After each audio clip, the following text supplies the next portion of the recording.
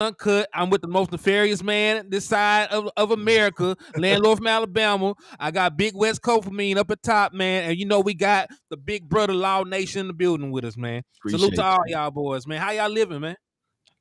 Living good, man. Living great, man. How y'all doing? Hey, I'm Gucci, man. You know, I still ain't got my setup. I ain't gonna lie. Now I'm just being complacent. You know what I'm saying? Because I could have set it up already, but you know what I'm saying. I just need to do it. You know what I'm saying? But you know, your boy West Coast is sitting here.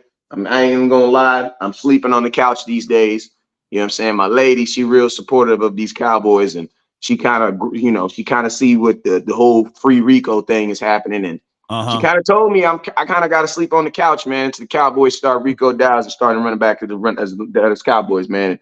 I love how my lady support me, but I just think she take it too far sometimes. You know what I'm saying?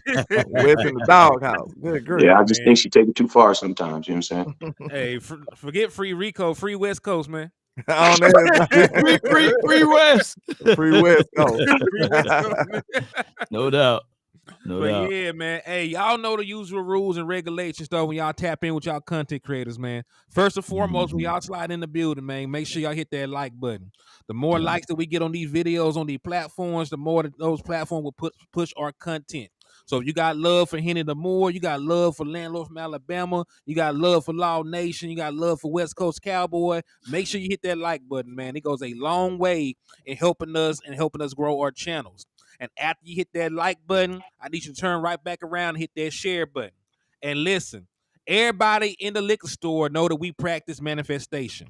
So when you share the content, you share the content 6 times. When you drop emojis, you drop 6 of them. Because we are trying to manifest that 6th championship for the Dallas Cowboys. So it goes without saying, if you want the Dallas Cowboys to win title number 6 this year, you'll share the content 6 times. And if you drop emojis like my boy H-Town Texans, you'll drop 6 of them. You do like Mr. Gina Green, and you'll drop 6 championship trophies. Yeah.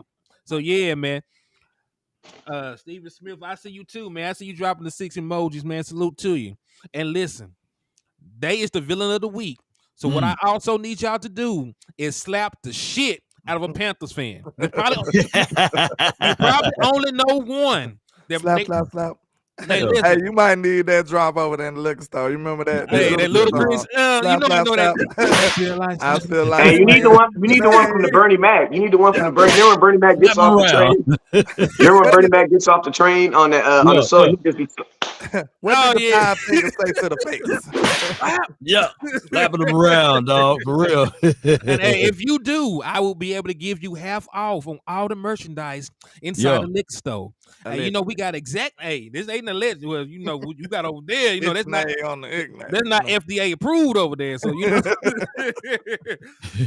Gotta be hey, man, we got a lot of stuff we sell that just say not for sale, just for show. Huh? Hey, just for show. You know, hey, we are not, you know, at fault for anything that may happen to you for consuming X-nay on the X-nay. You know what I'm saying? Just here. Man, Cowboys. Today is Friday. Today's gonna be a last day of practice. Tomorrow's gonna be a travel day. Cowboys will officially be in North Carolina about 5. No, they'll be there around 3 tomorrow. They'll have their lunch. They'll check in, and then we go out there, and then we will proceed to play the Carolina Panthers on Sunday. Man, Carolina. I was out there. I was out there last year. The last time we played Cam Newton out there, and I ain't gonna lie, Cam he balled on us. You know what I'm saying? A lot of ripping, huh? 2018. Matter of fact, first game of the season. And we lost that game, didn't we? We lost. Yeah, I don't think we ever beaten Cam Newton when he was playing for the Panthers. I think we did not. Yeah. He gave a ball away on us. Like I remember it was. I'm gonna try to find that video because I was pretty dang good. I had some pretty dang good seats in that game. But long story short, I'm gonna tell you this right here. It was literally like 42 Carolina Panther fans in the whole stadium. Like literally. Like the entire stadium, like the Dallas Cowboys lost that game in front of 60,000 Cowboy fans. You know what I'm saying? And I'm gonna tell you this right here. Come Sunday, that's pretty much how it's gonna be again. Like the Dallas Cowboys literally have like if I would say California. I would say California is the number one just because we go to California so many times. You know what I'm saying? But if I had to say, because there's so many teams in California, you know what I'm saying, that we play. But outside of like a California team, I would 100% say that North Carolina is the second place that there's a large contingent of Cowboy fans. So it's going to be a home Cowboy game. It's for sure going to be a home Cowboy game in Carolina. So I'm expecting the Cowboys to put on a show. And my most important thing is Cowboys need to remember that we literally play a game in like another game in like 4 days. Let me get something to drink. In like 4 days. So whatever we do, we need to get this game over with as quickly as possible so that we can get Dak out this game, get him rested so that he can come cook some turkey on Thanksgiving. Yep. Hey, I agree with that. And hey, real quick, shout out to Stephen Backenship for the $5 cash app. They got you a raffle entry. And if y'all want to know what's being raffled away, I am raffling away a ticket for the Cowboys versus Detroit Lions game. It's going to be Saturday Night Football, got playoff implications. So if you want an opportunity to go, all you got to do is hit the cash app is $Henny the More, or you can hit the super chats or super stickers. It's $5 per raffle entry. And we running the raffle all the way until December the 15th. Let's get Shout out to Mr. Steve on my end too, man. We appreciate you. Yeah, my boy Steven hit me on my cash app too. Appreciate you, my boy. Shout out to all the Steves and Tricks. Appreciate you too for the cash app. Yeah, salute the Tricks for the $2 super chat. Oh, they're gonna be stumping out Panthers, man. But stomp them out. Oh, go ahead. No, Michael, I got a question that I'm gonna just lay it out there for the three of y'all. Okay. Right. So we already know that the Dallas Cowboys are very highly favored in this game. We're over 10 points, it's like a 10.5 spread. They're not going to have their two best corners. They've already ruled out J.C. Horn. They already ruled out C.J. Henderson. They already ruled out their starting tight end Hayden Hurst. So they're already a team that's not very good, and the decent players they have are not going to be up to bat. So my question for y'all, man, what do you want to see from your Dallas Cowboys this game? Because I already told Landlord when I called into his show, I'm not really concerned about the X's and O's. It's more about the Jimmys and the Joes when it comes to this game, man. What can you do as the Dallas Cowboys to get yourself prepared for this next game and to continue to build winning habits and traits going forward? What's one thing? I'll start with you, Landlord. We'll go to Law, then we'll finish off strong with West Coast. Okay, some things that I want to see.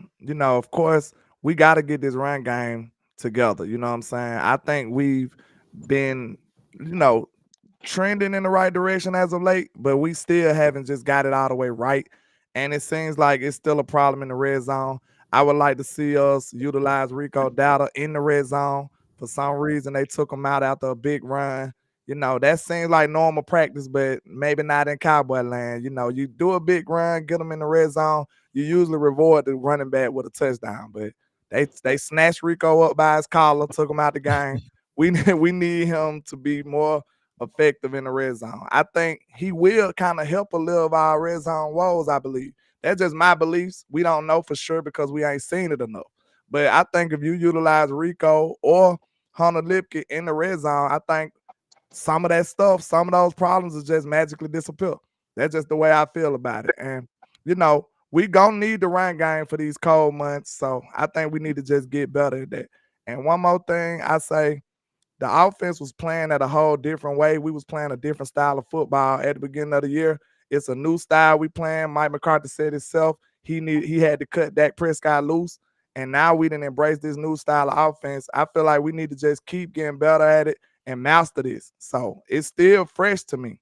I want to be like 100% like embrace this identity when we go into these big games. So we need to use this as a practice game and like master everything we doing as new.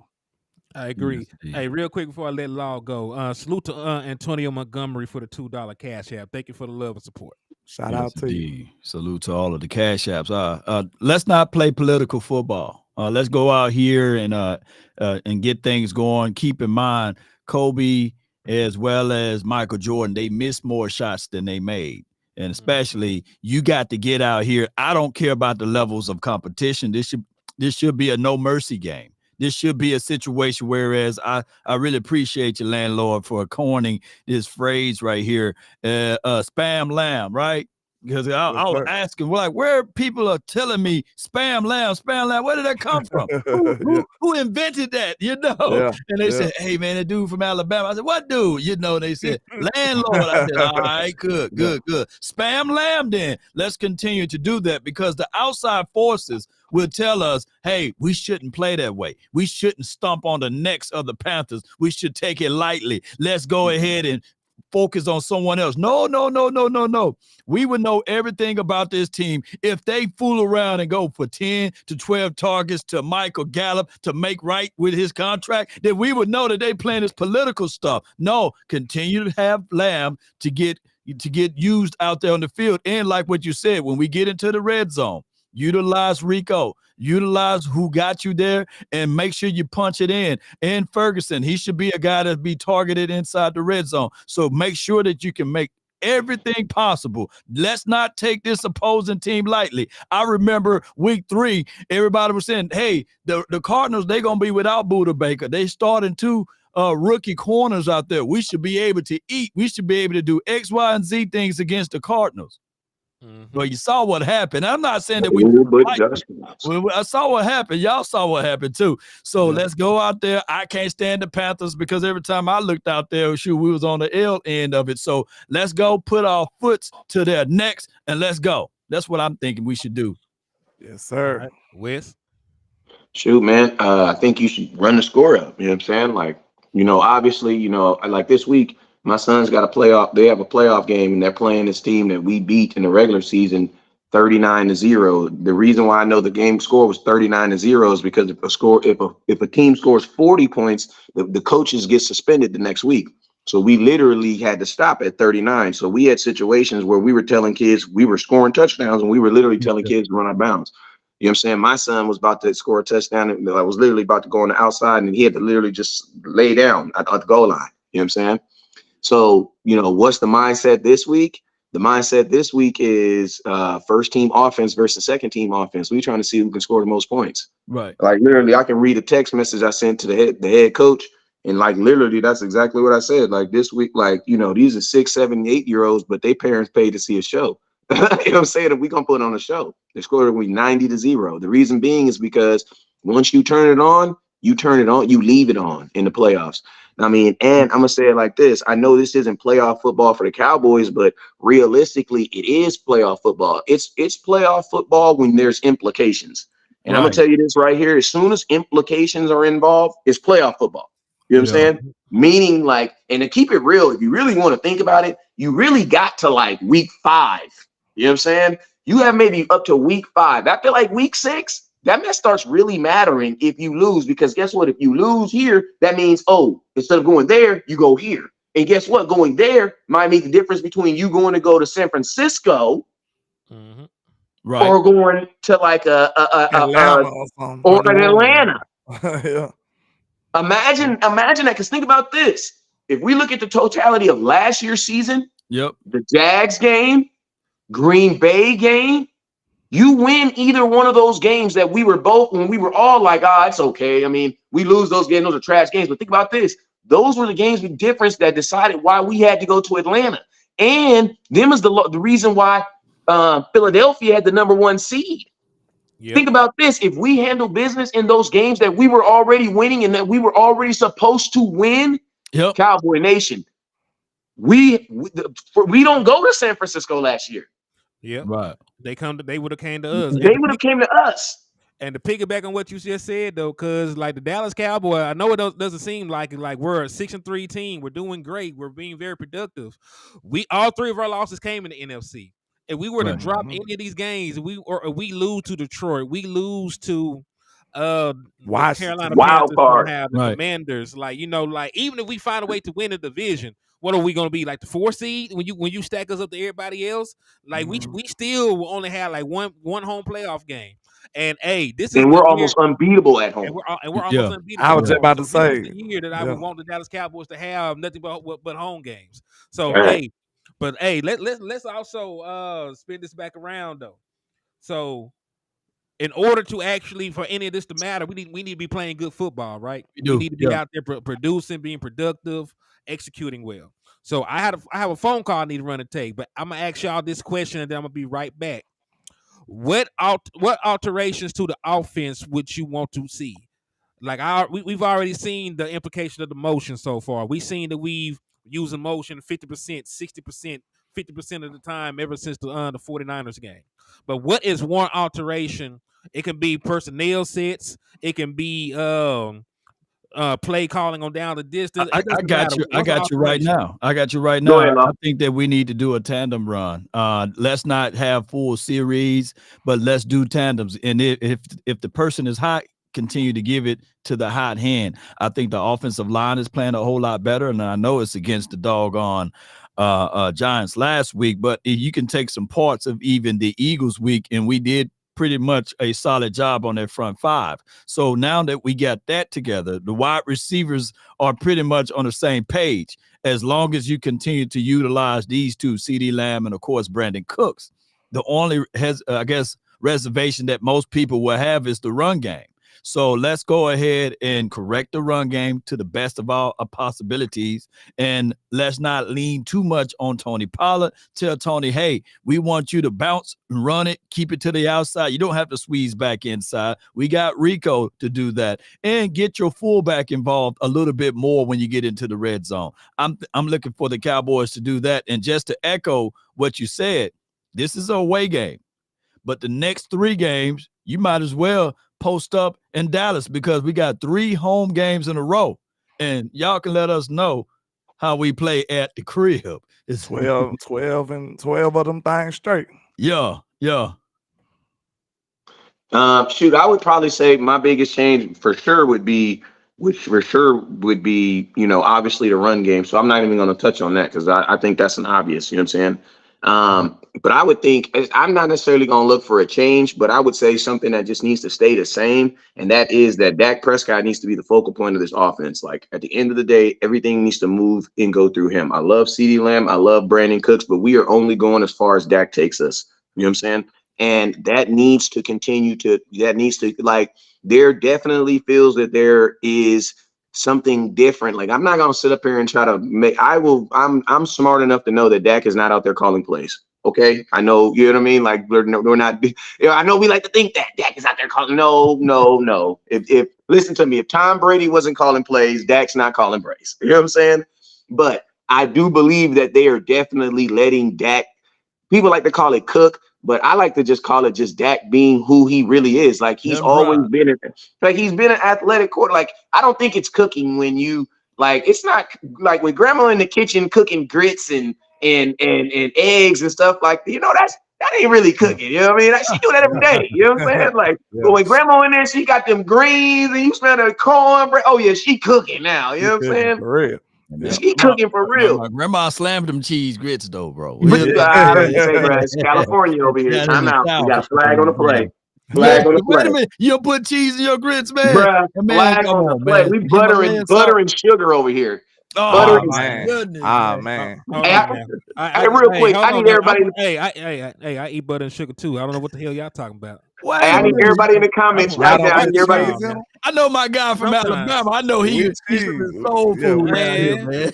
Some cheese. I need everybody in the comment box to put it in the comment box right now. You're somebody serving you grits. You got 2 options. You're putting cheese on there. You're putting butter and sugar. Put it in the comment box. I need to know what you're saying. Yeah, thank you, butter and sugar. And I'm just saying, if some of y'all cheese people get blocked. Wait a minute, I'm all by myself. Wait a minute. What you do, landlord? What you do, man? What you mean? On the grits, man. What you do? You put sugar, cheese. Okay. Cheese. And salute to Ken folks. Somebody sent a $2 super sticker. Who was it? Oh, Joseph Kukalua. I know there's on West Coast page because he say the name too much. Yeah.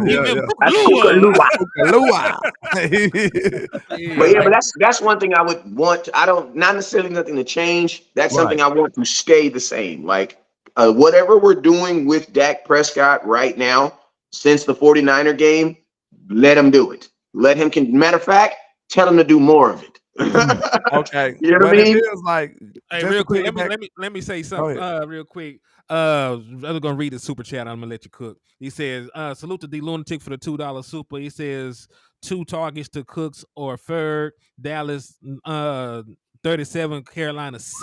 I would Okay. love that. All right, but continue though, landlord. I didn't mean to cut you off, bro. Shout out to B Bird with the $2 super over here. He B-Bird. says butter and sugar, anything else is criminal.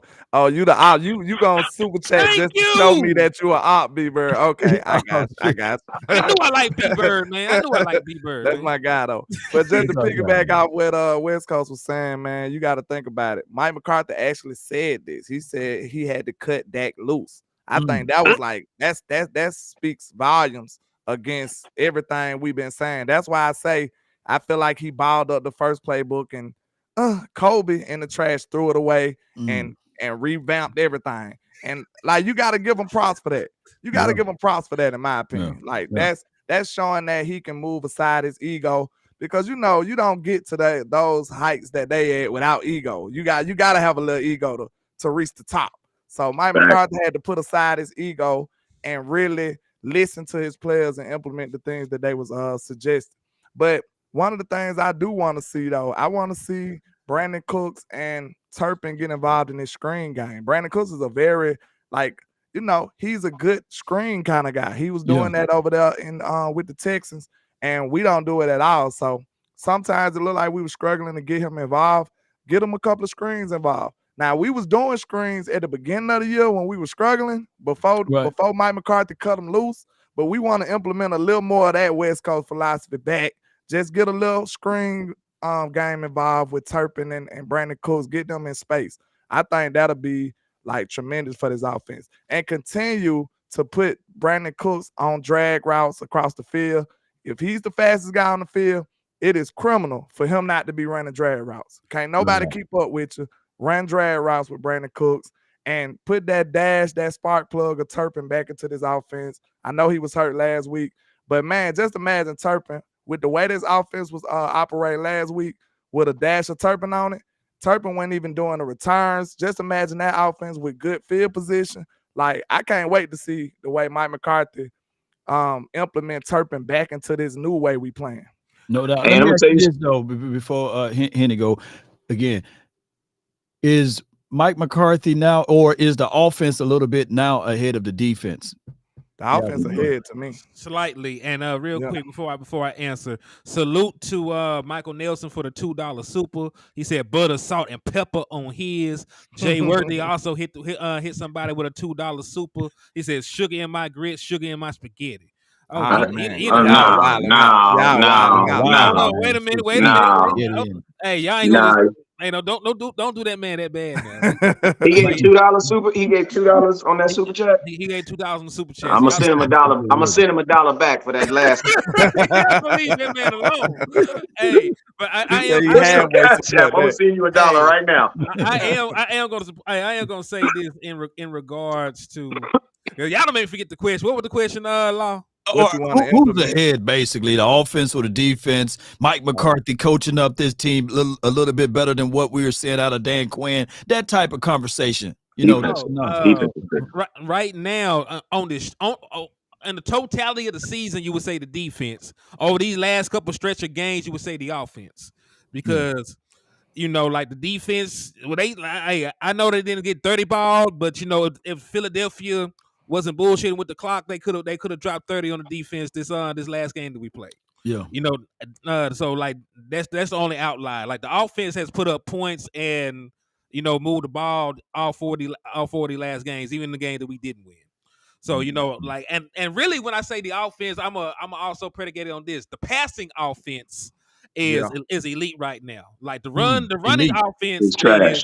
So it averages out, right? The running offense is non-existent. The passing offense is spectacular, and it's the conundrum going forward in the season. Because listen, we've played some bad run defenses, and they still ain't got off. The Chargers are a horrible run defense, and we could not run the ball at all against them.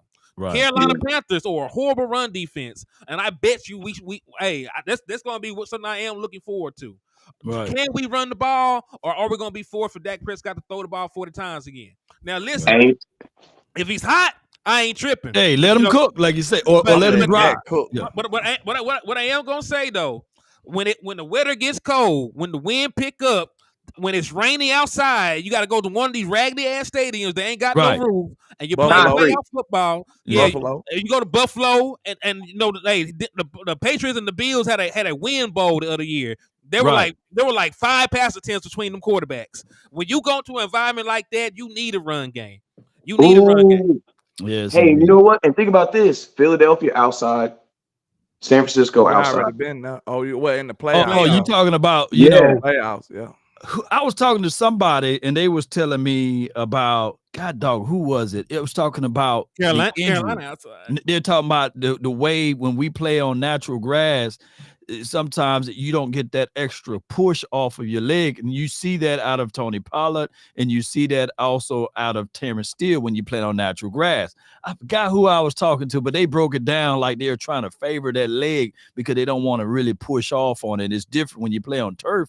It gives you a little bit more comfort footing, but although we don't like turf like that. But I about to say, ain't that interesting that most players fighting for grass though? Right. They fighting for grass. Yeah, right but see, that's the thing. I'm gonna tell you what it is. If you're paid, you want to be on grass because you're thinking about safety. Safety, yeah. If you're not paid, you want to be on turf because you're thinking about I need to be as fast and quick as possible so I can get paid. You know what I'm saying? Yeah. So you're gonna see the veteran players talking more about grass because they're thinking about how much longer they can play. A veteran player, man, your leg you have a chance of your leg getting tore up almost every play. You know what I'm saying? Yeah.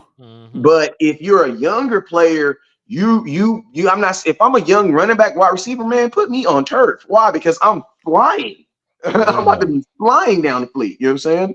So that's why I just think it really goes to where you're and also I think it also has to depend on if you've had that injury too. You know what I'm saying? One thing about the NFL is ACL because I tore my ACL MCL on natural grass. You know what I'm saying? Yeah. And I don't know. I mean, and the crazy thing about it is I was one of those dudes that was like I was the same way. I was pro grass, but grass be having divots and same thing too. But I think you're going to see more of the veteran players leaning toward that because they're thinking about how much longer they can play. You know what I'm saying? Because a younger player can sustain an injury and kind of bounce back, but an older player, bruh, like an older player, it'll really change your life, bruh. Hey, let me say this because I got the name down and we had a private conversation, but people brought him up, so they said it was Okoye. Yes, it was Okoye. Oh, that's my dog. Me and him, we was talking on the phone, and he said he identified that on tape. So yeah, when you playing on turf, speed is your friend. If For you sure. got a speed team like we do, just like when the Rams, remember the fastest, greatest team on the greatest show on turf, they didn't have basketball shoes on grass because when they played in the grass, they were slipping and sliding. But when you got nuanced route runners like we got, and you got fast guys, shifty guys like Parsons on defense, or even Bland on defense, he's a 4-3, 4-4 guy. They show up even more because we play better on the turf. I'm just trying to fix this up. And the game's gonna be faster. The game's gonna be faster on the game is gonna be faster on you know what I'm saying? And that's what and you gotta think the NFL, and I'm gonna tell you fellas, like the NFL, like the NFL gonna say safety, but let's just be real. They don't give a damn about no safety. Because if they really did give a damn about safety, every player right now will be wearing one of those padded helmets on top of their regular helmets, right? You know what I'm saying? Yeah. Like it makes sense. Hey, real quick, let me get to these super chats real quick. Go ahead. They've been sent up for a second. Salute to the Lunatic for the $2 super chat on my end. He said Micah versus the Kitty Cat. Interior offensive lineman, get him 1.5 sacks. Listen, with the way that Micah talking, and he been doing a lot of talking, he better go out and get like 3 sacks because he doing way too much talking. Like Wait a minute. I'll let you get to after I get to the rest of these supers, and then we can talk about it. But yeah, but listen, and I'm gonna say I'm gonna stop talking because it's about money. I ain't tripping. I'm gonna stop talking, but when he stop talking about money, I'm gonna be talking again. Go ahead. I'm just gonna say, listen, with the much shit he done talked, there comes a time when you gotta back up your actions after you done talk that shit. If you gonna talk the talk, you gonna walk the walk. But that's different discussion. We'll get to that in just a second. And then Brandy Mahoney sent a 5-piece somewhere in the universe. Said appreciate you, Brandon. No grits at Law House. Love you though. Shout out to you, Brandon. Much love to you. But hey, that is an interesting Said no bricks at conversation. law. That is an interesting conversation. Wes, I'm gonna let you go because you had something you wanted to add on about Micah. Go ahead. This is what I got. And listen to me. I understand Micah is frustrated, right? Listen to me. Well, first off, I'm going to say this. Micah Parsons does not need. He has created this narrative that he's going to be judged on sacks because, like Micah, you could have kept your mouth closed when you was talking about getting 40 sacks on this other stuff. Like that's the setup. Right. So, you kind of put that narrative out yourself. You know what I'm saying? You should have just came in the league and should have just been like, I'm going to be Lawrence Taylor. Well, guess what? Lawrence Taylor wasn't known for a bunch of sacks, bruh. Middle linebackers aren't known. Go look with Ray Lewis. Ray Lewis don't have a lot of sacks in his career. And he's still considered a great player. I think the most sacks Ray Lewis had in one season was like 4. You know what I'm saying? So, Micah, you want to be a defensive end. But guess what? The Dallas Cowboys didn't support your decision in doing that. Why? Because they didn't have enough middle linebackers to ensure that you didn't have to go back over there and play.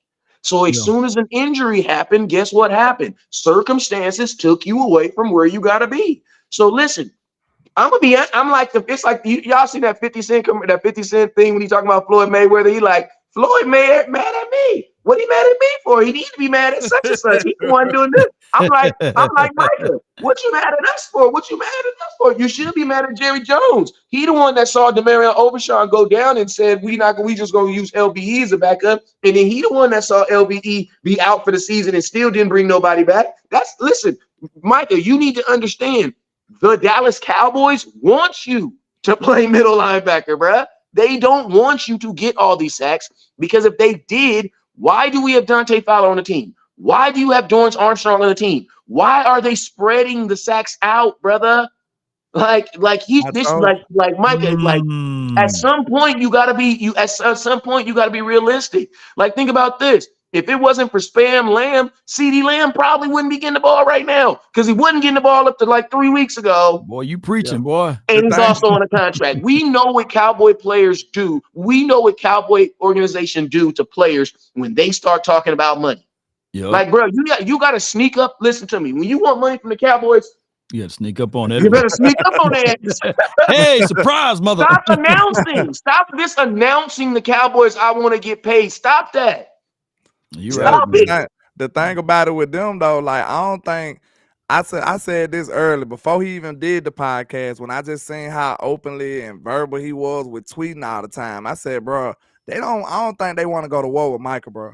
I'm gonna say this right now. I think it'll get ugly if they play with Micah trying to lowball him. He's a big enough star. The man is everywhere. Yeah. And then he got a podcast. He gonna make this ugly. So it ain't gonna be no Zeke. I'm quiet in a whole nother country. I know that. I wish Jerry Jones would say Rocky Arsenal just whooped the Jones. You know what? And and I believe that even Dak Prescott agency, they kind of worked it and said, okay, all right, you don't want to pay him. That's okay. The price of that bag is going to continue to rise. Now, Parsons, he's not going to be as silent as Dak Prescott was because Dak Prescott still showed up to camp, right, without getting paid and put everything and sacrificed everything. So Parsons, shout out to him. He's going to have to be the sacrificial lion, though, because we know for sure. We know for sure. He's trying to get in trouble. He ain't going to say lamb. Yeah, I'm about to say lamb, but he's going to have to be the sacrificial lion. But here's the thing. I saw Parsons complaining about Universal Studios money. He was talking about he was taking the kids or something like that during the off season. He was saying, my goodness, the price tags are too high. And I was sitting here like, wait a minute. You a millionaire, son. Did you see what he said about haircuts? Oh, he talking about haircuts being too high. I was like, wait a minute, Parsons. Listen to me, Mike. Hey, listen, listen. Like I've been on this train about Micah Parsons for a long, and I'm gonna keep it real with you. It's probably a good thing for the Cowboy Nation. Yeah. Like, it's probably a good thing that we have a player that's gonna finally be like, nah, I'm not doing it. Because think about this, DeMarcus Lawrence, because I'm gonna tell you, this is the key ingredient Micah Parsons has to do. He has to do. You gotta, since you put it out there that sacks is gonna be your crew to die on how you get judged about everything, you gotta figure out a way to get him. I don't, Micah. Listen, I'm not Micah Parsons, so I don't know. I don't know. Shout out to B Bird with the $5 super. He said that he didn't care about sacks at the start of the season. Number 2, he pouted during the blowout. plays hero too often. Micah's kind of selfish. I ain't gonna cap. The first emotion I felt when I heard about him complaining, I was like, bro, that was a little selfish. Like, we just blow these people out. And the difference between Spam Lamb and what Micah Parsons is doing right now at this moment, the offense was actually struggling. And you are the star. You see what I'm saying? Facts. That's a big That's a difference huge right there. difference. That's a big huge difference. The offense is in shambles right now. We just got embarrassed in front of San Francisco, and you a star on the team. Of course, you're going to get mad if you don't feel like you've been utilized right, and you know you could have helped out us in that game. That's why CeeDee Lamb said it, and then I showed you. I was mad at CD. Whoever follow my content, they know I'm not lying. I was mad at CD for it, and I'm like, why you doing this, CD? Then I look into it. Body language. I'm like, no. I look into it. I see these other number one receivers getting double the targets of CeeDee Lamb. Hey, that moment I said, bro, spam CeeDee Lamb. That's when it came about. I said, bro, I'm not finna. No, I apologize to CeeDee Lamb and everything. I said, bro, if these people getting double the targets and you can't get nothing, I ain't got nothing to say. Get this man the ball, bro. But here's my only thing, though. You know, it's always a two-sided argument, because last game it didn't mean anything. It was a meaningless game, right? And now they take those things and they twist it and say, well, Parsons showed up 0 across the board. He must be slowing down. Like, even though we won by so many points, they said that this is a game that the Cowboys only beat bad teams, right? And I was trying to tell people in the audience that if we only beat bad teams, what the hell happened week 3? We should get an extra dub then. And since we only beat bad teams, so no, it's any given Sunday. You got to come into this particular game against the Panthers, and it's a game within the game. What you saying, Law? Well, Parsons can't just have one sack. He can't just have one tackle. He can't just have 1 or 2 pressures, because now all of a sudden they're going to say, hey, Parsons fell off the map. And then now when he goes back to his podcast Parsons is going to be talking about, well, he's on defense. Well, the coach got in a better situation. I'm being held. So now he's going to be considered as a complainer, right? Even if he's just trying to explain. Hey, real quick, shout out to Sidney Benford for the $2 super somewhere in the universe. Said the run D is better with Parsons at middle linebacker. Listen, the defense looked good with him at middle linebacker. They ate. They still had to account for Micah Parsons. They still looking for Micah Parsons, and other folks got off. So, I didn't mind it, and especially when we don't really have linebacker there. You got Rashawn Evans, who's just now getting implemented in. Yeah. You got Marquise Bell and Damone Clark. I ain't gonna say Say, man, I'm gonna tell y'all this right here, though. I know this right here, though. I know y'all ain't gonna sit up here and I know y'all ain't being disrespectful, but I know you ain't gonna say not mention that big old grizzly bear in the middle of our defensive line that's just dog walking, picking up. Like, Hankins is playing at a whole nother level right now, bruh. Yeah, big Hankins is playing at a whole nother level right now. Marquise Bell need to go give him a gift, because I think that's where it come from right now. Yeah, Hankins is playing ridiculous. Right now. And look at the effect it's having on Mozzie. Salute to you, kinfolk. And look at the effect it's having on Mozzie Smith. Mozzie Smith was ranked as PFF's #1 defensive tackle last week. And think about this. I wasn't even really looking at Mozzie Smith. I was just looking at Hankins. Hankins just big time. Hank was a problem. He was a problem. He was Hankins is balling right now, bro. D-Law balling too. This why it's concerning for me, though. Like, I ain't gonna say it's concerning, but it is something to keep an eye on. Like, with Micah saying this, like, I told Boss this the other day. Shout out to Boss Cowboy. Like, we said this on Boss Land. I said, listen, Micah had a dispute with DQ in the offseason, low key. When he was like, you remember Micah came out and said, I'm a defensive end. And then DQ spanked him on the wrist and said, nah, you're a linebacker. You don't remember that? And everybody was like, whoa, like, that's already showing you that it's something else. And then now, just so happened, the very game that he plays more linebacker snaps and less defensive end snaps, this when he been feeling disgruntled after the game. So that right there lets you know it's a little something else, man. He gonna have to, but my concern is the defense was so successful, though. Micah was actually looking good. Like, you know what I'm saying? He looked good, but he didn't show up on the clips. On the stat sheet. So what happened here is that the ESPN, the 4-letter, the 3-letter networks, they're gonna shank him with it, And right now I'm on record. I'm saying, and I truly believe this.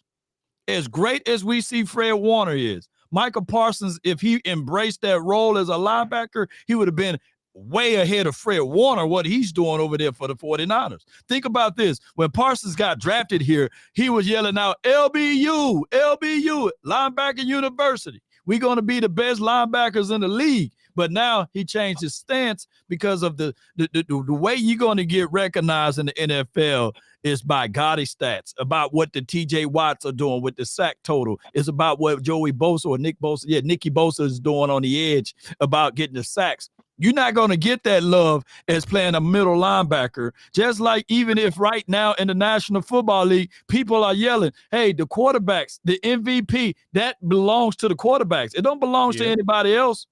Hey, I got 34 million reasons why Micah Parsons wants to get sacks and go out there and be destructive. Because listen, look at the money difference. Yeah, this is the highest paid edge rusher is making $34 million a year. The highest paid linebacker is making 20. 22. 20. No, it's Roquan Smith. Raekwon Smith, yeah.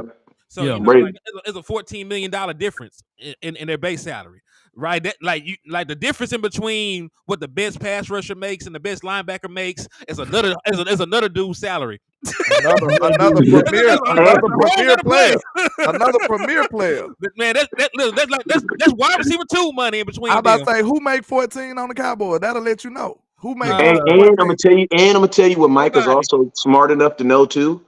Micah's also smart enough to know that the Cowboys will play him like they will pay him like he's a linebacker and play him like he's a defensive end. Exactly. I said hated wide receiver by committee, but give me running. Like, listen to me. This Micah Parsons contract. Listen to me.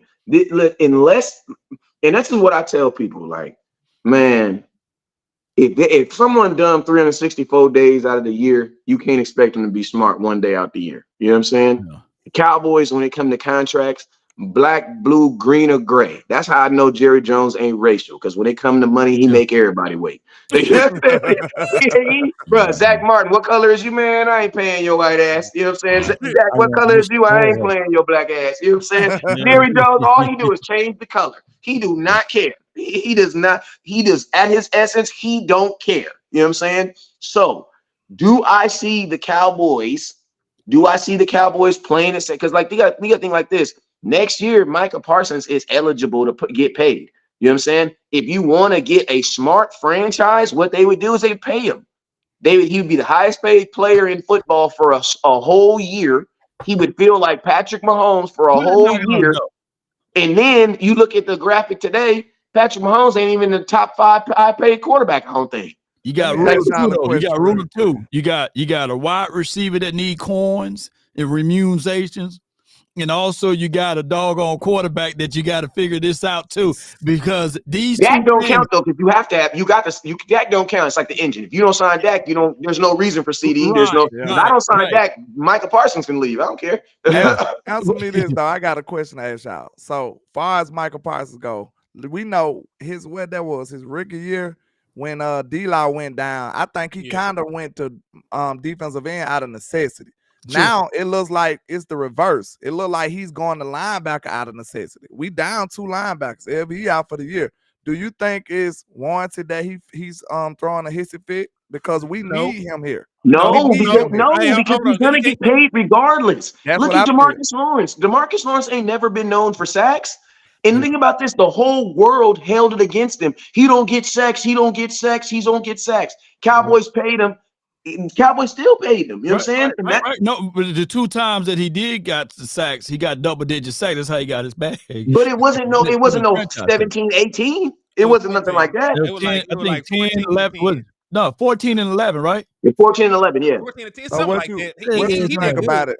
What you think he about wanted it? Khalil Mack money, right? Remember? So they were like, hey, we like you, but you ain't Khalil Mack, you know. Yeah. I'm going to say this, though, about Micah Parsons, though. Like, you can't be a leader on the team and cry when you got to go above and beyond and do stuff for the team. You got to play a role. Hey, DeRon Bland is playing that position right now. He didn't cry about it. That man, he was making his money in the slot. Your boy Diggs got hurt. He moved out to the outside, got cooked the first game, and then been fantastic the rest of the time out there. You can't. Hey, say what you want about. Wait. Say what you want about LVE. They had that man playing middle linebacker when he was a weak side linebacker his whole career. Yeah. The man went out there and played out of position. You cannot. Everybody plays out of position for the Dallas Cowboys. It's just what the hell they do. Except for Zach Martin.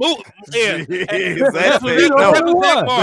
Zach said y'all got me messed up. Marquise Bell, I'm cool. Marquise Bell was a damn safety and moved to full-time linebacker for you. Facts. So Micah Parsons, you can't be a leader on this team and then throw a hissy fit when somebody asks you to go above beyond. They don't. It wasn't like they were just asking you. They asked everybody to do it. Damn near.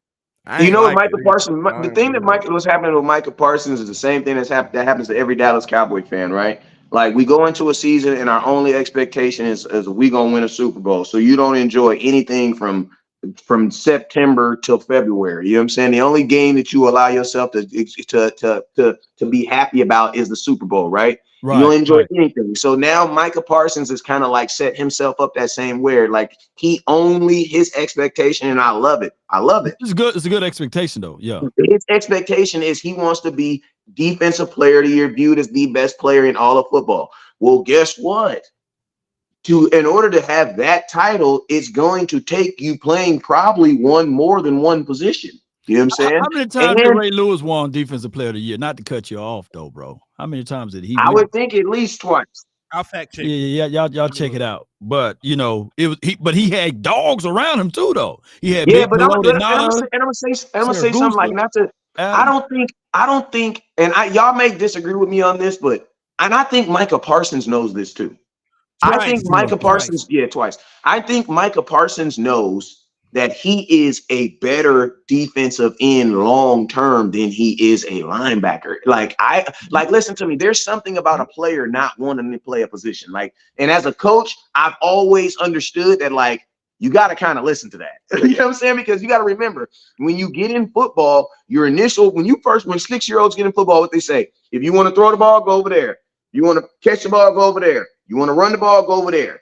There has to, at this level of the game, you cannot afford to be overly paying someone a position to do something that they really don't want to do, because you are not going to get you're not going to get it. You know what I'm saying? Let me just say this though. Go ahead. For you to say that, then we would have to change the whole scheme of this particular defense. We would have to be a 3-4 defensive team. But right now, base wise, we are still like a 4-3 or 4-4. So we more of a even front team. We're not I don't think that Parsons, if you look at the smaller size edge rushers like your Von Millers, like your Khalil Mack, they normally play on the 3-4 or the TJ Watts, and TJ Watt is still probably about 15 to maybe 20 pounds bigger than Parsons. So I don't think that for the long term that Parsons will have the frame to be an edge rusher permanently on a 4-2-5 defense or 4-3 defense. But think about this though. He just it's like a Randy Gregory. They're using speed. But think about this: at the middle linebacker position, he's gonna have to be bigger because he's gonna have to take on pulling guards and tackles. Especially, and think about this. And this is a crazy thought I'm gonna throw out there. Mm-hmm. If you're Micah Parsons, at linebacker, a lot of your success is gonna go on them defensive tackles in front of you. Yeah. Yeah, I did not know TJ Watt was Micah. See, that's the thing about it. Micah was preparing to be a defensive end. That's why he frustrated. He was putting on the weight. He gained weight for this. He did this and did that. He lost most of it by now, though. Probably. I'm pretty sure. Just playing. I mean, he probably lost some of it just stretching the hell out. Because Micah Parsons looks like LeBron James, bro. Like he looks like you know what I mean? Like he's not like this. He just looks like a muscular, like a wrestler. You know what I'm saying? Like he don't look like no big old dude. Like DeMarcus Lawrence has big shoulders. Like D-Law is big, bro. Like you've seen D-Law before, and he's a square dude. You know what I'm saying? There's a picture of Bosa and he's sitting there talking to Parsons. You think they're like, hey, those are two different spots, two different positions. Yeah. I give it what you're saying though. Ultimately, Parsons is a weapon, and I don't want us to paint ourselves into a corner saying that, hey, let's only play him, because teams sitting up all night saying, damn, do we have to come through the A gap, B gap, or he's going to be on the edge? I like that edge of Parsons. I like the podcast Parsons Edge, but the edge should be him playing everywhere on the field. Time out though, Law. Look. And that's what'll get you really paid. That Mhm. should be. That's should what we feel like. I feel like that's the best thing for the team. For the team. But I don't think Micah want that. That's the disconnect right now. Yeah. At this point.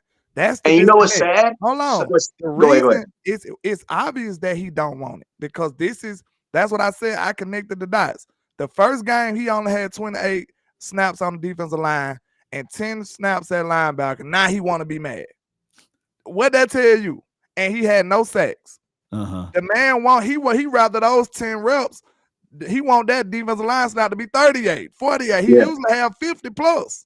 So that's the real conversation that we need to have though, West Coast and Landlord and Henny, is that we got Fowler out here balling, and then they got Armstrong ahead of him, right? We got Sam Williams just like a dog, a mad dog that needs to be released, but we put him on the bench, right, to play more snaps and reps with D-Law. We got a good problem to have, and I'm sitting here saying all of those names, and now you got to figure out a formula to put Parsons into the mix when we got a whole vacant area in linebacker. Why not just go ahead for the 2023 season, for the 2024 season next year, draft another linebacker, right? But keep Parsons at that linebacker spot and keep it rotating, because at some point in time, Sam Williams, we drafted him in the second round. At some point, he got to be the starter on this team, right? Yeah. And look, he looked good. He looked good with Sam on the edge and Mike at linebacker. But that's what I said again.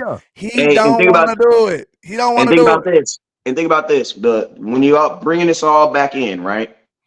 What's the fix, right? The fix is this: Jerry Jones, Stephen Jones, Dan Quinn, Micah Parsons, linebacker coach, Micah Parsons, agent. You got to have an agent. Why? Because if the agent ain't there, we ain't really talking about no money. Right. Those 5 men need to sit down in a chair and put a TV screen up. Right. They need to show Micah Parsons his last game. You see Dorrance Armstrong sack right there. All right, Mike, you see what you did right here? You see how you broke this bubble right here? And he had to step up because of you. And Dorrance Armstrong got that sack. We see that, Micah. Okay, we saw that. Okay. Micah noticed, I feel like, but but I don't think that he thinks that they see this. You know what I'm saying? I'm Jerry Jones. Okay, see this play right here where Sam Williams got this pressure and almost got this. Okay, Micah, you see you right here at the linebacker position? You see how you scraped to the left? You see how you was in front of the tight end, so you took that away from him, so he had to go? Okay, Micah, we see that. Time out. Okay, the thing about with Micah Parsons, okay, I had to think about it on another side. Could you really blame Micah for not trusting the front office? No, absolutely. But look though, at the same time, the front office do look out for their guys though. So it's kind of they really? I don't know. Do they really? I don't know what like this. I don't know. Right now, look. You got Law Nation doing this. Guys. When you said that, Law Nation did this. Look. What it is. Look, they don't look out for their guys. They pay their guys. Okay, we'll just say that they pay them. Because I know I look out for you, and I ain't never not answered your phone when I knew you needed something, and then made you do something else, and then I answered the phone, and then I ain't never did homies like that. So I don't know. They won't reset the market with their guys, but they at least give them some money. They at least do that. Let me just say this though, with all bull sugar to the side.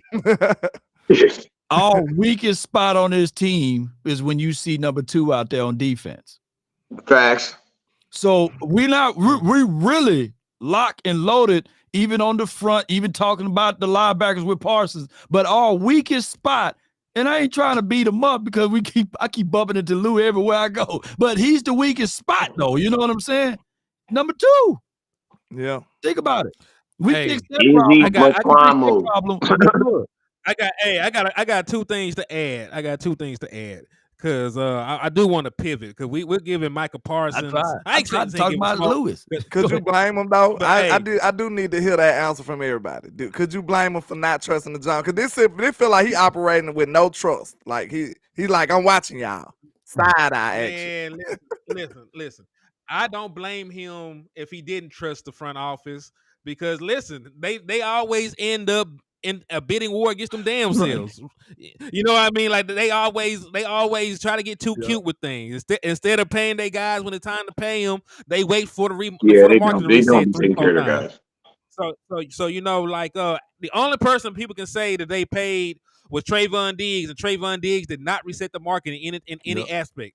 And guaranteed money and per year, he didn't reset So the nothing. Cowboys are So that was That was a ridiculously favorable deal that was for a lot of money. Wait a minute, So this since should be it was so quick. much money, everybody was like, "Oh my God, he got paid." But when you Wow. actually looked at the contract, I put it to you like this: everybody who's not a millionaire was like, "Dang." Yeah. Everybody who is a millionaire was like, "Bruh." Look, the Cowboys are walking contradiction. That's what y'all telling me. They say we like our guys, but we don't really like our guys. Like what? Listen, the Dallas Cowboys say they like their guys, so they don't have to go and pay other guys. And when it's time to pay their guys, they bring in other guys that are cheaper. That's from the crazy, draft. bro. That's what Cowboys gonna say what the Cowboys got to say to make to you know what I mean. And I'm gonna tell you this right here, like a lot of it be business. And think about this: if you're Jerry Jones, you're saying to yourself, man, the way we've been doing business, we had the first round of playoffs 2 years ago, and we lost in the playoffs second round last year. So you know, theoretically, as much as we may condone what they're doing to a degree, we're really upset about the small things, but for the most part, the Dallas Cowboys as an organization are getting it right. But think about this: the NFL is such a moving organization. It's such a living organism that like these small things, like trusting that you can get what you can get from Tony Pollard versus Zeke, it may not stop you in the regular season, but it might stop you later on down the road. You know what I'm saying? So I mean, that's where I think like guys like us, and that's where I think where our biggest issue is now. It's like it's not the whole cake. We're more mad at the little raisins. Like, why did you have to put raisins in the potato salad? Hold the hell up. Who put raisins on the damn? I'm just saying, like, you know, something be good, and then it'd be like, bro, why am I tasting raisins in there, man? What's going on with you? Like, it was good. Why did you do raisins? When was the last contract was favorable to both sides? Because normally the Jones family, in my opinion, they get their ass whooped on Dak technically. Technically, they still felt like they got screwed. Yeah, because listen, Dak Prescott. Well, Dak Prescott's not even a top 10 paid quarterback. But look, that's right a good way to measure it, though, That's the best way to measure it. What they say, in a good deal, everybody walk away mad. right. In a good deal, when it's a fair deal, everybody mad. Like, man. But the only reason why I say that is because the year 2020, you know, we had 90 million. We had what, 96 to 97 million dollars of cap space. And they put the franchise tag on them just to sign them, of course. But heading into that year, if they would have signed them the year before, we would have saved a boatload of money. Now, I know that's, you know, you can't put toothpaste back into the tube, but we could have got a gang of players, right, with that money that was available. We falling right back into that trap. Out that money, huh? We falling right back into that same trap. I mean, we right back there with that, yeah. Trap, matter of fact. But, hey, I do want to pivot slightly though, man, because you know, I do want to touch on this. I ain't got y'all. I think y'all all will agree with me on this shit though. So I'm just gonna throw it out there. Peyton Hendershot is back. So should Schoonmaker have his ass firmly planted on the bench, or what would you do at this point? Because listen, I know the Dallas Cowboys. I know them. Even if Peyton Hendershot is further along, can give you better production right now, there is still a part of me that believes they're still going to run Schoonmaker out there because they spent a second round pick. This is what I want to say. I personally would want to see Ferg and Henny out there together because at least Hendershot has more NFL experience. But I'm gonna let y'all go around and John talk about Cofield on my channel because he almost made a tear come out of my eye not too long ago on my show because he brought it back to my attention. We all knew this. But he brought it back to my attention that Schoonmaker is 25 years old. And like that is terrible, bro. Like, and when you think about it in long term, can I give you some reference? Can I give you some reference for that age? When CD Lamb turns 25 next year, he will be a 5-year. Whoa, wait a minute. CD Lamb ain't 25 yet? God, no. No. Hey, you know what's crazy about Shoemaker is? You know what's crazy about Shoemaker is? Even if Shoemaker is good, it makes no sense to re-sign him. No, that's what I'm saying. Listen. I'm up here trying to talk myself off the ledge. John, he back in this is your fault, John. This is your fault. He lied, man. I'm up here trying to talk to myself. I'm like, man, school will be fine. But I just said school will be fine, but this is not the time. We're not trying to develop him right now. We got people who we trying to produce with. But when I thought about that, John said this exactly. He said, man, because it typically take our tight end like 2 to 3 years to be dominant. Yeah. I said, maybe in 2 to 3 years, Schooner be good. He said, man, Schooner be 30 years old. I said, look, I had to play the sad music after that, man. That's eye-opening. Like, we don't have time. Schooner is on a whole nother clock, bro. He's on a whole nother clolock. He great. We know something that's sad about Schoonmaker too. Hey, Henny, how much more time? Because I know y'all got it. How much more time? I ain't got shit. I'm out too. So we good. Okay. All right. I got like 10 minutes. How you gonna say that shit and be the one that gotta leave? Hey man, come on, man. He look. He was trying to set us up so he could blame us. It wasn't my fault, people. It was their fault. Hey, listen to me. Listen, Schoonmaker. The sad thing about Schoonmaker is literally you drafted a guy just to play him on his. He's only gonna get 1 year. He's only gonna get that deal, the deal he's on right now. So it's like. It almost feels like it almost feels like Schoonmaker's gonna have to be a trade piece for the organization, because whenever you draft someone, you always look at what do you want to do with him long term. There's no way age is the biggest reason on why the Cowboys don't want to sign people, keep people. That's the biggest caveat. The only thing I gotta ask you this question real quick. Hold on, let me just finish this. It's involved with what you're saying though. Go ahead. I just want to know. Okay, when they drafted Schoon, you said the drafting is you asked the drafting question. When they drafted him, he's 25. You gotta feel like he a plug and play guy, cause you got to, and then you're scared to give him another contract. He gonna be 30. But go ahead. That's what I was saying.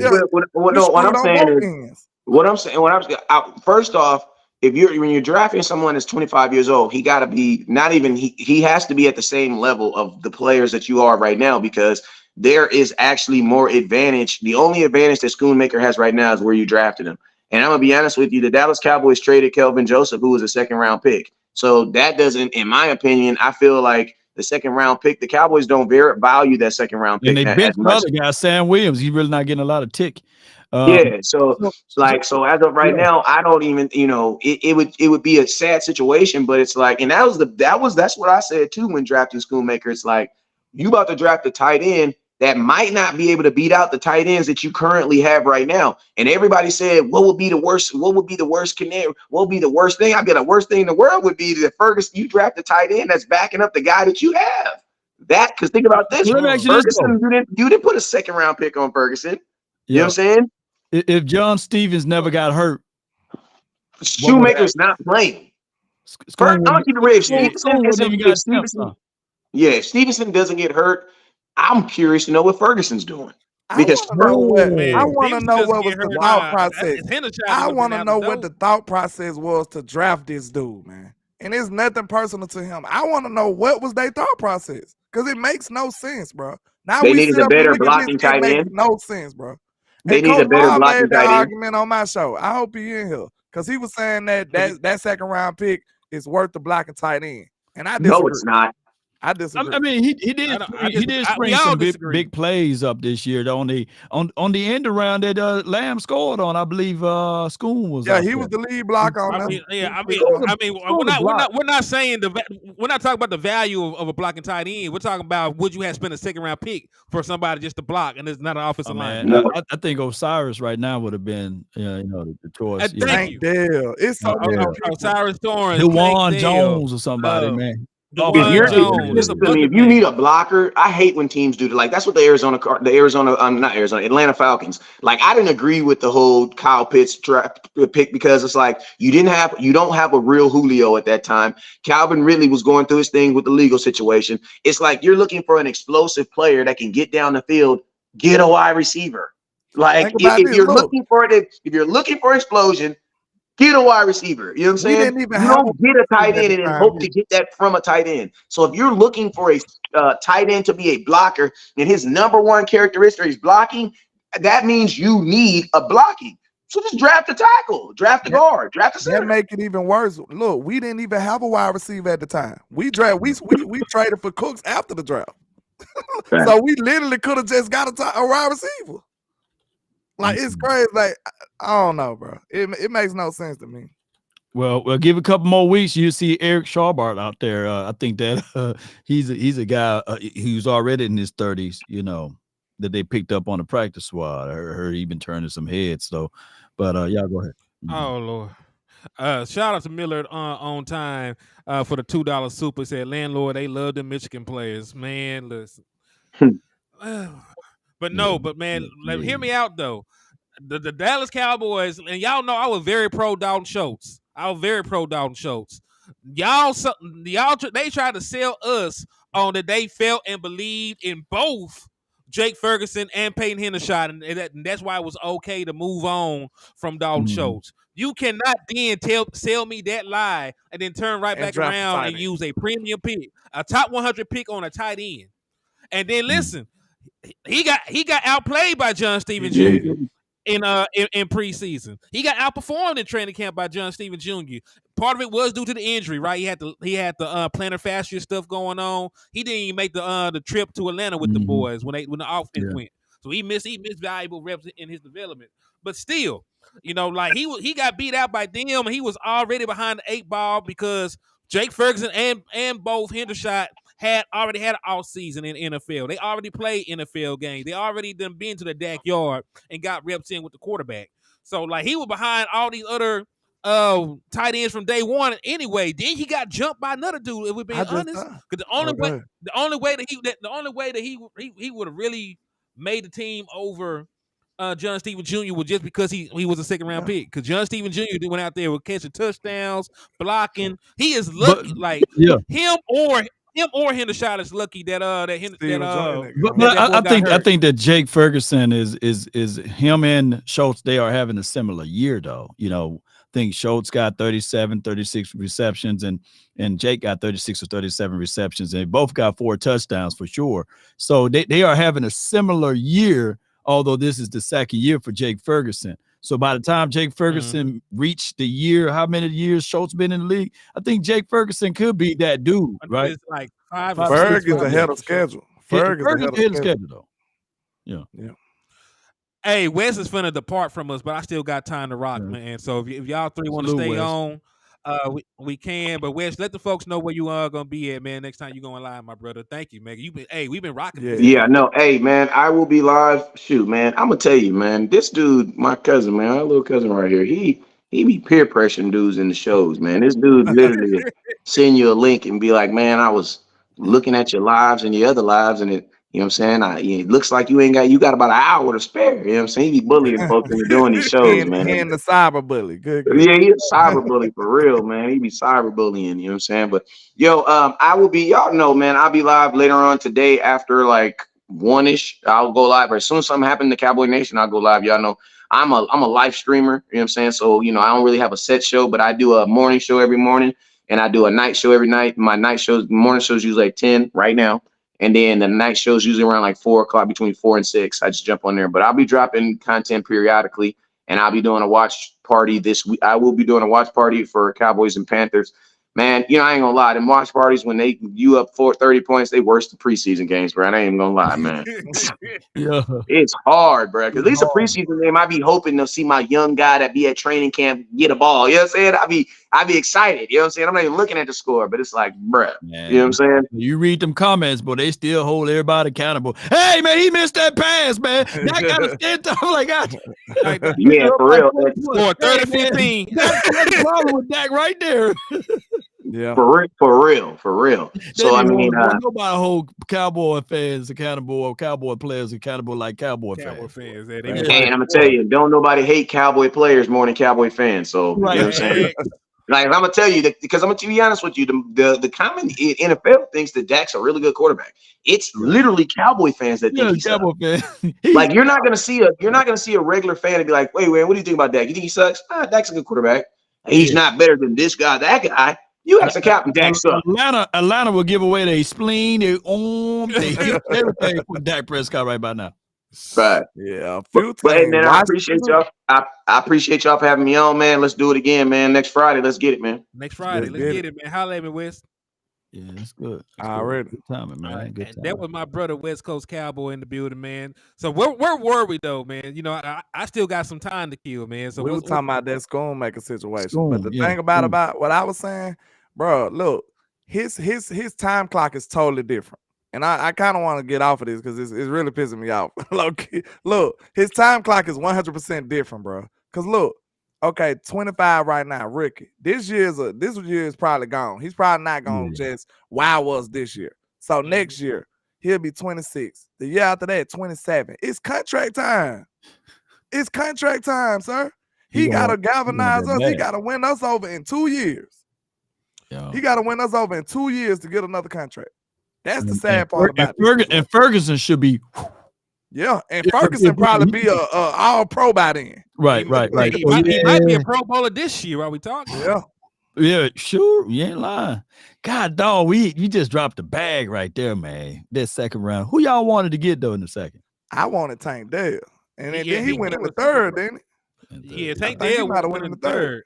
I wanted Osiris Torrance. You know, people may disagree with me, but I had Osiris Torrance as the best run blocking offensive lineman guard in the draft, in my personal opinion. But by the way I looked at it, so he would have been plug and play to me. The only issue was that he was a right guard in Florida, and you would have had to move him over to left guard. But I thought that wasn't much of an issue.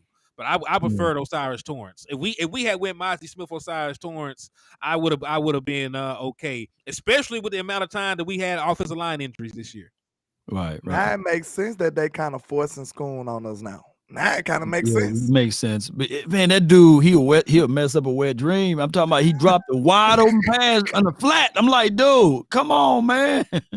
He'll mess it up for you, man, when they try to target him. I think that they should just continue to not target him.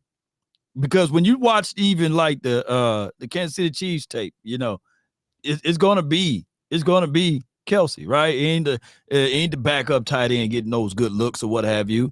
And when you watch the Niners, it's gonna be Kittles, you know. So Cowboys, look, I get it. Y'all want to save face with Schoon. Let Schoon just be the blocking guy. Don't try to throw him the ball, y'all. Yeah, and listen, he's gonna have to do some magical blocking for 2 years to get a contract, though. If that's all he's good for, blocking, then you should not have drafted him with a second round pick. And if we're being honest, man, outside of Trayvon Diggs, we ain't really hit on our second round picks in a very long time, man. Look, go down. Sam. I like Sam. Well, Sam is up in the air right now. He's good, but you know he's not like a Trayvon Diggs. You know what I'm saying? Like Trayvon, he don't have first rounder. Trey is a first rounder. Sam last year had 265 snaps, man. That ain't nothing. And ain't nothing. And he had 4 sacks, 2 forced fumbles last year. Scoop, man. Hey, and from a return, like Cowboys, what they doing is they pandering around with this, man. And I get it. You know, Armstrong, he's a guy that he's an in-house guy, but they don't like Fowler. Fowler had the fewest reps out of all of the edge guys, but he had more production. But he get busy too. He get busy with it, so it's weird, man.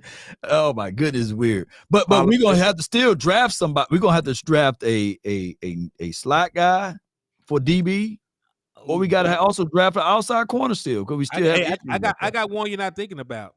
You need a center. Are you gonna re-sign Tyler Biadasz? That's gonna be the golden question right now. He's sort of struggling. He's sort of struggling right now this year. You know, he had. Don't pull him in the room now. Okay, you get him for cheap right now because if you're gonna keep him, but if you get another guy, then you have to go through growing pains. The only way I'll listen to 105 when Brian Baldinger called in and they was asking him, would you rather have an elite tackle or an elite center, right? He's like, shoot, give me that elite center. So if the Cowboys, even if they go into the draft this season, right, we're going to be drafting on the back end. We're not going to get that elite center out of this particular draft next year. And I'm not even draft guy. The only way the Cowboys can hit on that center, unless, you know, they are willing to go through growing pains, get somebody that they take a real good risk on, and he can be our Travis Frederick, or they go into a trade situation to trade for one. That's the only way. I don't see those trading for now, so they probably gonna work something out with Tyler, bro. Yeah, that's too risky. we've been moving out playing musical chairs with this O-line for like the last 3-4 years. It's been some type of turnover on the O-line all like for years now. Connor Williams, then you had who the other guy, Connor McGovern. Connor Williams got paid Collins, too. Yeah, Connor we've been turning over on this O-line low key. It just ain't been. We still got our staples. So I think people forget that. Yeah, we've been having a lot of turnover on this line actually. Yes, Man. indeed. And then you also got to factor in the fact that this offensive line has been injured. You know, even Tyler Smith missed time to start the season. We all know Tyler Smith gets hurt so often they don't even allow him to practice anymore. So I don't mind it at all. As long as it works. If he show up Sunday and he does what he been doing, because I'm not mistaken, he's like one of the highest graded tackles in the National Football League according the to last PFL. 2 games. He looking like prime Tyron. Hey, listen, I'm fine with it. Now, listen, I was in the camp trying to push this man off of a bridge, not because he was bad, but just because he never showed up to work. You know, like eventually on your job, you get too many no call, no shows. You know, I love you, but you. Hey, what Pinky told Roach on Friday? He was like, man, you my dog. He was like, why you fire me for? He said, man, you was always late. He said you was always late, man. Look, they just bust out laughing afterwards. But you got to be there, man. So yeah, that's right. That's right. So, even though you could be a great player, if you ain't there, it don't matter how great you are. It don't matter, man. You got to get it in there. But availability is availability. He has saved our ass a lot this year, though. But I don't really want to even touch on Tyron right now. Your boy Terrence Steele. You know that there was a bunch of discussions about his level of play recently. He was a little bit better this last game, against inferior competition. What do y'all think, man? Like, do you? Because me personally, I think Terrence Steele will eventually be fine. Right? Will he be fine this year? I don't know. You know what I'm saying? Because leg injuries take a long time to come back from. You're usually not the same person until the following year after you come back from a leg injury. So my question to y'all: are y'all still comfortable with Terrence Steele out there? What are some things schematically you would do to help him out? Just touch on what you would do with Terrence Steele at this point. Oh, well. I mean, he did had a decent game last game, or good game last game, and there were moments even in the Eagles game that he played better than what we expected. And then we got to the end and we saw that, damn, this dude whooped his ass, right? So it would be better for them to do chip and release, keep a extra tight end on that side. Hey, you got Schoolmaker, shoot, you drafted him for the block, put him on that side. I think that Terrence Steele will get better throughout the course of the year, and he should bounce back next season for sure. He's you know how people say somebody's a half step slower than what they used to be. I think he's literally a half step. He's not a 4 step, but he's a half step slower. And I think that through the course of the year, he would get better at times. That's just the optimistic side of me saying that. Outside of that, you still have to help him out. Just put somebody to chip on that side. Yeah, I must admit though, like I was pretty concerned. I said I named him. I called him out before the Eagles game. I said, man, because it wasn't after 1 week. I seen him struggling a few weeks in a row, and I seen these premier pass rushes coming, and I'm like, man, I'm worried about Terrence. So and then it reared his ugly head with 4 sacks. So now, I mean, he had a good bounce back game. He was looking pretty good last game, but hopefully he get it together. I think it's more of a confidence thing. It got to be mental because he looked like he forgot all the fundamentals, like just overnight. When you see stuff like that, that's just mental. He in his head. He probably ain't 100% confident in the knee yet. He probably overthinking it and stuff. And when you thinking about an injury, what else you not thinking about? You're not concentrating on what you're supposed to be doing. You know what I'm saying? So now you lacking in areas that you usually dominate in. So hopefully he can get his mentals right. That's what I'm thinking it is.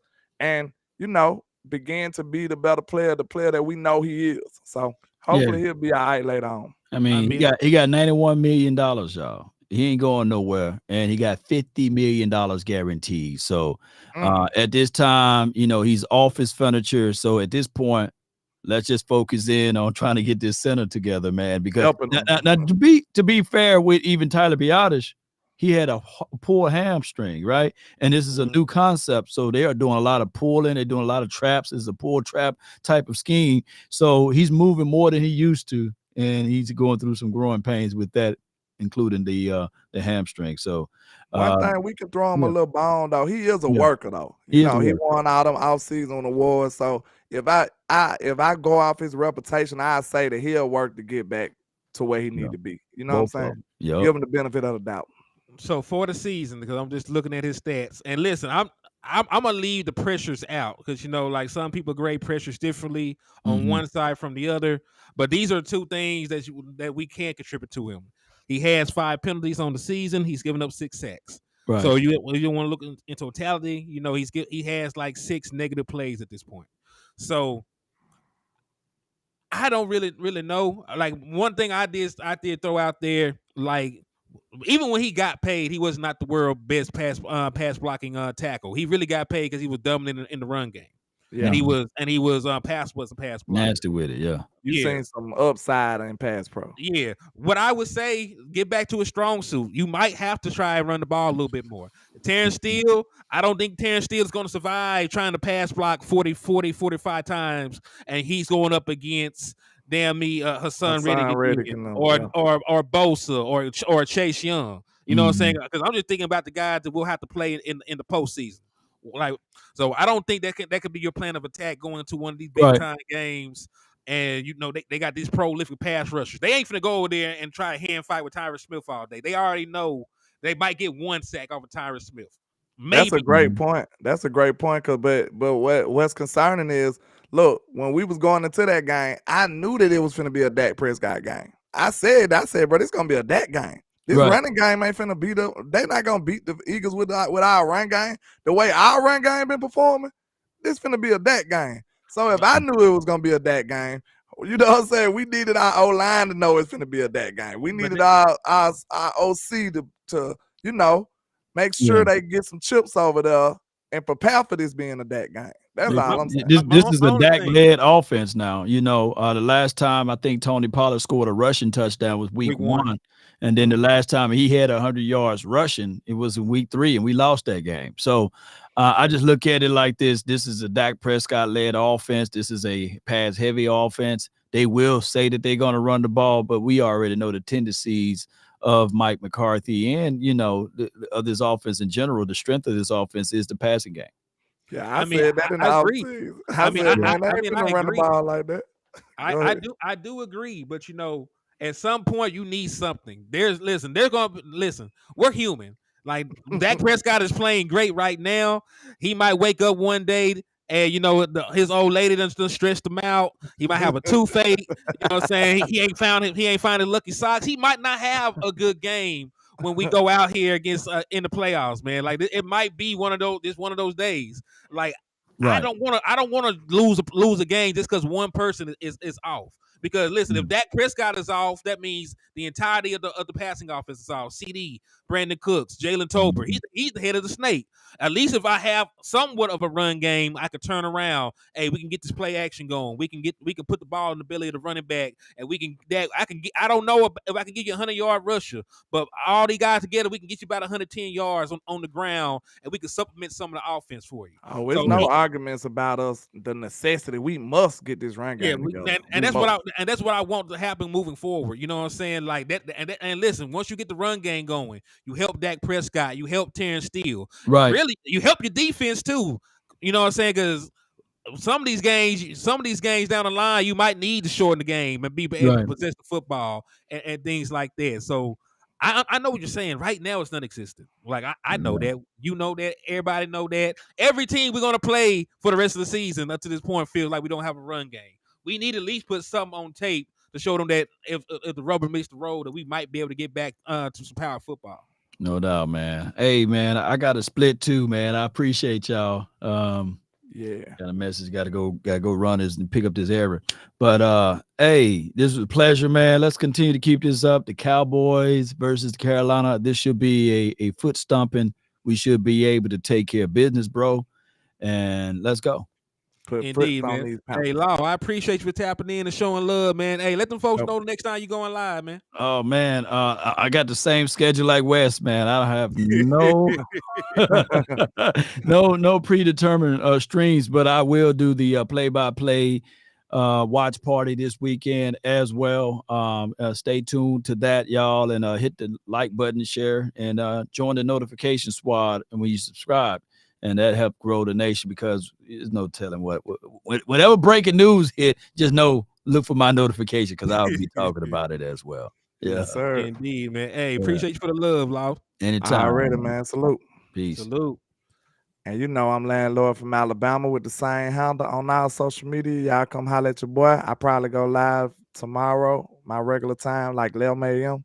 And you know, try to give y'all some of that good old content, man. Follow your boy on all social media, man. I appreciate y'all. Let's go. Indeed. It's your boy Henny the Moore reporting live from the liquor store. I'll probably be live again tonight at about 6:15, 6:30.